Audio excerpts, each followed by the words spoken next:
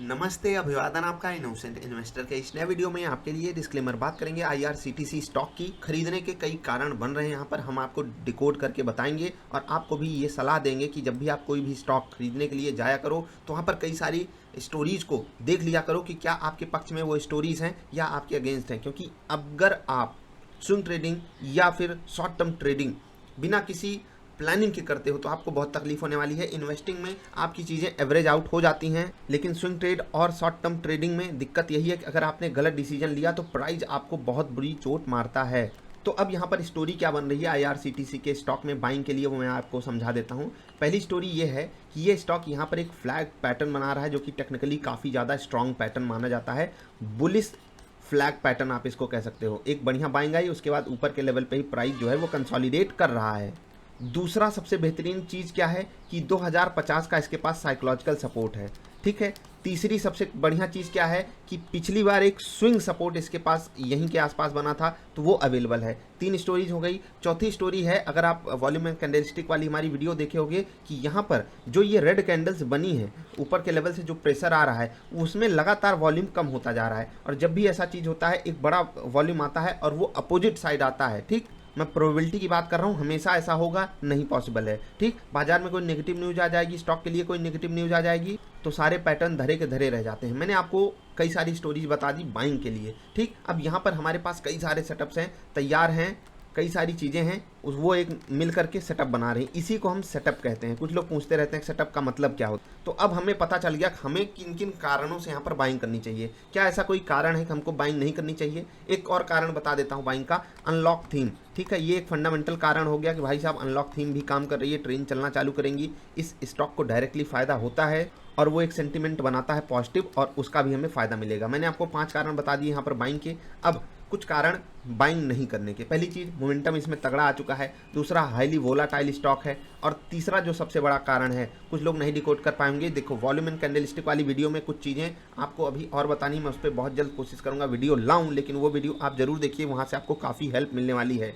इस कैंडल को आप भले ग्रीन देख रहे हो, मैं इस ग्रीन कैंडल की बात कर रहा हूँ, भले आपको ग्रीन दिखाई दे रही हो लेकिन वो एक्चुअली में है नहीं ग्रीन कैंडल। ऊपर के लेवल पे जब भी कोई ऐसी कैंडल बन जाए, इसको हम सेलिंग प्रेशर वाली कैंडल कहते हैं, ठीक है। सेलिंग पैटर्न आपको यहाँ पर बनता हुआ दिखाई देता है। इन्वर्टेड हैमर इसको कहा जाता है। आई होप आप सब इसको जानते होगे अगर थोड़ा सा भी आप कैंडल स्टिक के बारे में पढ़े हो। अब ये कैंडल दिख ग्रीन रही है लेकिन है बड़ी नेगेटिव। अब यहाँ से हमको एक चीज़ दिखाई दे रही है कि इस ग्रीन कैंडल में जो अंदर लालिमा छुपी है वहाँ पर हमें वॉल्यूम बड़ा देखने को मिला है, मतलब कि यहाँ पर बड़ा प्लेयर एग्जिट किया है। अब वो अगर बड़ा प्लेयर एग्जिट किया है तो 2150 का लेवल होगा जो बहुत बड़ा इस स्टॉक के लिए रेजिस्टेंस बनने वाला है टेक्निकल चार्ट्स पर। ये हम सिर्फ डिकोड कर रहे हैं, बनेगा नहीं, न्यूज़ कैसी चलेगी वो चीज़ें बाद की छोड़ दीजिए, आपको स्टोरी पे खेलना होता है, वही चीज़ मैं आपको समझा रहा हूँ। अब 2150 अगर रेजिस्टेंस बनेगा तो क्या हम इसको 2050 पे खरीद के 2150 के टारगेट के लिए प्ले कर सकते हैं? 100 रुपये का टारगेट। हमारा सबसे नज़दीकी स्टॉप लॉस 1980 1985 के आसपास बन रहा है, क्योंकि 2000 एक साइकोलॉजिकल सपोर्ट भी, साइकोलॉजिकल लेवल भी है, और जो हमारा 2050 का इंपॉर्टेंट लेवल है वहाँ से भी एक बढ़िया हमको रूम मिल जा रहा है स्टॉप लॉस लेने के लिए। तो अगर हम 70 रुपये का स्टॉप लॉस लेकर 100 रुपये के टारगेट के लिए जाते हैं तो ये लेस देन 1:2 का रिस्क रिवार्ड है। तो यहाँ पर हमारे लिए आरआर हमारे बहुत ज़्यादा फेवर में है नहीं, फेवर में है लेकिन उतना फेवर में नहीं है जिस हिसाब से हमारी एक्यूरेसी होनी चाहिए, प्लस रिस्क रिवार्ड होना चाहिए। आई होप आप समझ गए होंगे। मिनिमम 1:2 पे आपको गेम खेलना चाहिए। तो आईआरसीटीसी में हमारे पास ऑप्शन बहुत है, मतलब खरीद लेने के कारण बहुत हैं, लेकिन क्योंकि रिस्क रिवार्ड हमारे फेवर में नहीं है, कुछ चीज़ें हमारे फेवर में नहीं है, इसलिए हम यहाँ पर आपको अवॉइड करने के लिए बोलेंगे। अगर आप स्ट्रिक्ट स्टॉप लॉसेस नहीं लगाते हो, ठीक है, अगर आप स्ट्रिक्ट स्टॉप लॉस नहीं लगाते हो तो मत कीजिए यहाँ पर ट्रेड। अगर आप प्रॉपर ट्रेडिंग स्ट्रैटेजी नहीं फॉलो करते हो, कोई सेटअप नहीं फॉलो करते हो तो भी मत कीजिएगा ट्रेड। और सबसे बड़ी बात, कम क्वांटिटी में यहाँ पर ट्रेड कीजिएगा। स्टॉक की वैल्यू का 2000 प्लस की है तो कुछ लोग इससे भी हिचकिचाते हैं, तो इसलिए अभी वो अवॉइड कर सकते हैं। अब मैं आपको बताने जा रहा हूँ मैं यहाँ पर क्या करूँगा। मैं यहाँ पर एक डिप का इंतजार करूँगा। ये पैटर्न बहुत ही पॉजिटिव है और यहाँ पर आप देख रहे होंगे लगातार एक हमको डाउनफॉल देखने को मिल रहा है वॉल्यूम में, मतलब गिरावट में कुछ खास लोग इंटरेस्टेड हैं नहीं, किसी को यहाँ पर शॉर्ट करने की हिम्मत हो नहीं रही है इस स्टॉक को। अगर बाजार चलती है, कुछ पॉजिटिविटी झलकती है बाजार में बढ़िया लेवल पे, तो हमको यहाँ पर बढ़िया मोमेंटम देखने को मिल सकता है। स्विंगर सेटअप की बात मैं यहाँ पर नहीं करना चाहूँगा, लेकिन आपको काफ़ी दिन पहले ही उसने आपको बाइंग सिग्नल दिया है, टारगेट हिट करके दिया है या नहीं ये आप खुद बताओगे मुझे। तो जो भी लोग ब्रेकआउट ट्रेडिंग करना चाहते हैं उनके लिए एक बढ़िया अपॉर्चुनिटी है। आपको कई सारे रीजंस मिल रहे हैं इस स्टॉक को बाई करने के लिए। बाजार पॉजिटिव हुई तो चीज़ें चलेंगी। अब अगर आप सोचोगे कि मैं अक्सर आपको एक गिरे हुए स्टॉक्स में बढ़िया मौके ढूंढने के लिए बोलता था, मैं अभी ब्रेकआउट की बात क्यों कर रहा हूँ? क्योंकि इस बाजार में अपॉर्चुनिटीज़ अच्छे स्टॉक्स में काफ़ी कम हो चुकी हैं, बहुत अच्छे अच्छे लेवल्स फाइंड करने वाली। आई होप आप उसको समझोगे। मैंने आपको कुछ बातें यहाँ पर समझाई, आप इसी तरीके से अपना गेम खेला कीजिए जो मैंने आपको समझाया है।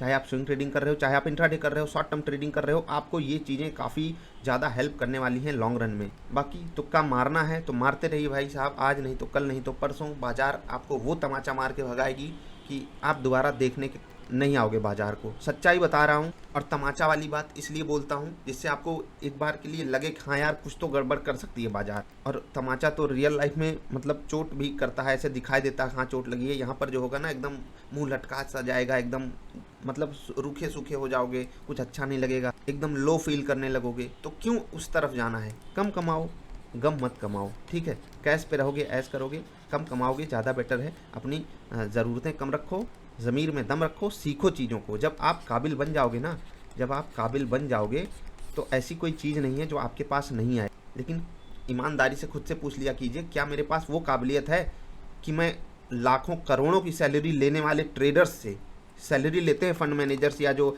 FIIs होते हैं, और उनके सामने मैं टिक पाऊँ? क्या मेरे पास उतनी काबिलियत है? क्या मैंने उतनी रिसर्च की? क्या मैंने उतनी प्रैक्टिस की है? जब नहीं की है तो बाजार ऑफकोर्स सी बात है तमाचा आपको मारेगी। और जब आपके पास काबिलियत नहीं है तो यहाँ पर लालच मत किया कीजिए। ये मैं बार बार ज्ञान देता हूँ क्योंकि मुझे पता है कि जो बाज़ार में ट्रिक्स हैं, तरीके हैं, जिस तरीके से ट्रेड किया जाता है, जो फार्मूलेज हैं जिस पे ट्रेड किया जाता है, उनकी अहमियत 25% की है। 25% किस्मत है, बाकी जो 50% है ना, हमारी आपकी साइकोलॉजी है, ग्रीड एंड फियर जिसको कहते हैं। 25% किस्मत में हमारा कोई हाथ नहीं है, ठीक? 25% किस्मत पर हमारा कोई हाथ नहीं है, लेकिन इस 50% साइकोलॉजी को अगर हम अपने फेवर में कर लें तो सोचिए हम बहुत बड़े बहुमत में आ गए, बहुत बड़े बहुमत में आ गए। ये 25% हमने काम किया मेहनत करके, ये 50% हमने काम किया अपने दिमाग को कंट्रोल करके, ये 25% ऊपर वाले का काम है।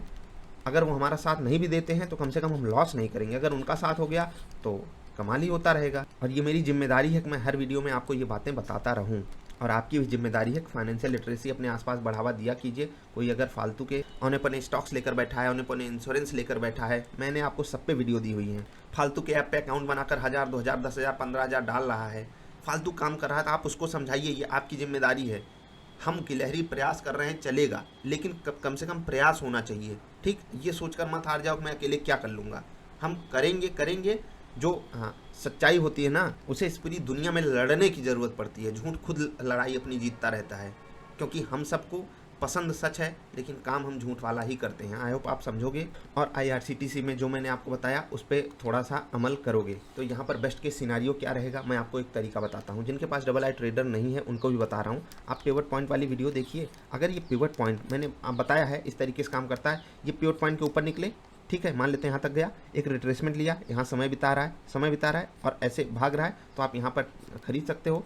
30-40 रुपये का टारगेट लगाओ, 10-15 रुपये का स्टॉप लॉस लगाओ, आपका शॉर्ट टर्म ट्रेड हो गया। ये चाहे इंट्राडे में मिल जाए प्रॉफिट या एक अगले दिन मिल जाए, ठीक? ये तरीका आप अपना सकते हो। दूसरी चीज़ क्या है, आपको मैंने बताया था हॉकी पैटर्न में अक्सर बात करता रहता हूँ, स्टॉक जो है गिर रहा हो और ऐसे भाग जाए, ठीक? अब गिरावट में देखिए, इस गिरावट में क्या होता है, कैंडल यहाँ पर छोटी हो जाती हैं, यहाँ पर ऐसे कैंडल छोटी होने लगती है। मैं हमेशा बात करता रहता हूँ, मतलब जो है कि गिराने वाले लोग जो सेलर्स हैं वो कमज़ोर हो रहे हैं। अब बायर्स अपना हाथ आजमाना चाहते हैं, और जब भी बायर यहाँ पर स्टॉक को लेकर आएगा तो एक बार सेलर अपनी जी तोड़ कोशिश करेंगे कि स्टॉक को फिर से नीचे ढकेल दें।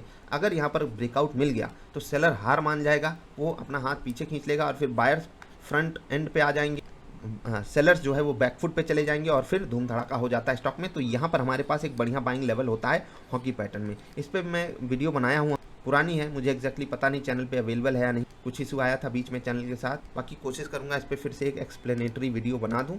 अभी आपसे अलविदा ले रहे हैं। जो बातें मैंने बोली साइकोलॉजी से रिलेटेड, उस पर आप ज़रूर फोकस किया कीजिए। अपने माइंड को थोड़ा सा दुरुस्त रखिए, मेडिटेशन वगैरह कीजिए, योग कीजिए। लॉन्ग रन में आपकी वही हेल्प करने वाला है, यकीन मानिए। ये ज्ञान सबके पास हो चुका है अब, और आपकी लड़ाई बहुत बड़े बड़े लोगों से है, बहुत बड़े बड़े। उनके पास लाखों नहीं, करोड़ों नहीं, अरबों नहीं, खरबों नहीं, उससे भी ज़्यादा पैसा है।